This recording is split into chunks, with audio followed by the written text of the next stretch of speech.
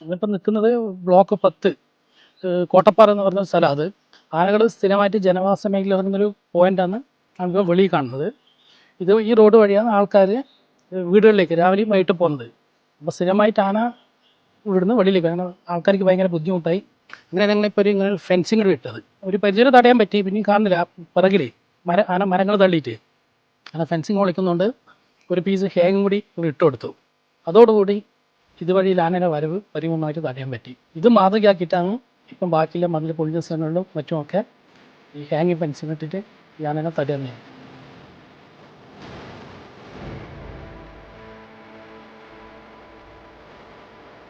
ഗജമുക്തി എന്ന ഇത് നമ്മൾ ആനകളെ തുരത്തുന്ന ആ ഒരു പദ്ധതി ചെയ്തുകൊണ്ടിരിക്കുകയാണ്. നമുക്ക് ആന തിരിച്ചു വരുന്ന ഒരു പ്രവണത കാണിക്കുമ്പോഴാണ് നമുക്ക് ഫെൻസിങ്ങിൻ്റെ ഒരു ബലക്ഷയത്തിൻ്റെ ഒരു പോരായ്മ നമ്മൾ മനസ്സിലാക്കുകയും അതിൻ്റെ ഭാഗമായിട്ട് നമ്മുടെ കേരളത്തിൽ മൊത്തത്തിൽ നമ്മൾ മിഷൻ ഫെൻസിങ് എന്ന് പറയുന്ന ഒരു പദ്ധതി രൂപം കൊടുക്കുകയും അതിൻ്റെ ഭാഗമായിട്ടാണ് ഇപ്പോൾ നമ്മൾ മിഷൻ ഫെൻസിങ് ചെയ്തുകൊണ്ടിരിക്കുന്നത്.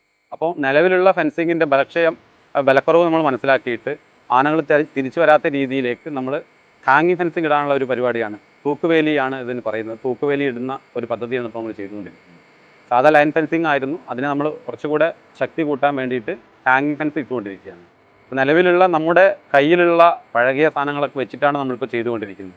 ഈ ഒരു ഫെൻസിങ് നമുക്ക് ചെയ്യണമെന്നുണ്ടെങ്കിൽ 1 കിലോമീറ്ററിന് ഏകദേശം ഒരു 10 ലക്ഷം രൂപ വരെ ചിലവേറിയതായതുകൊണ്ട് തന്നെ നമ്മുടെ കയ്യിലുള്ള ടൂളുകളും നമുക്ക് അവൈലബിൾ ആയിട്ടുള്ള ടൂളുകളൊക്കെ വെച്ചിട്ടാണ് ഇപ്പോൾ നമ്മൾ ഒരു ലൈൻ ഹാങ്ങിങ് ഫെൻസ് ചെയ്തുകൊണ്ടിരിക്കുന്നത്. അത് കുറച്ചുകൂടെ സക്സസ് ആയതുകൊണ്ടാണ് നമ്മൾ ആ ഒരു പദ്ധതിയിലേക്ക് നമ്മൾ മാറിയത്. അപ്പോൾ ഈ ഒരു മിഷൻ ഫെൻസിങ് നമ്മൾ പൂർത്തീകരിക്കുന്നതോടെ നമ്മളെ ഈ ആറളം ഫാമിലെയും പുനരധിവാസ മേഖലയിലെ ആനകളെ പൂർണ്ണമായിട്ടും തുരത്താൻ പറ്റുമെന്നുള്ളൊരു വിശ്വാസത്തിലാണ് നമ്മൾ ഇതിപ്പോൾ ചെയ്തുകൊണ്ടിരിക്കുന്നത്.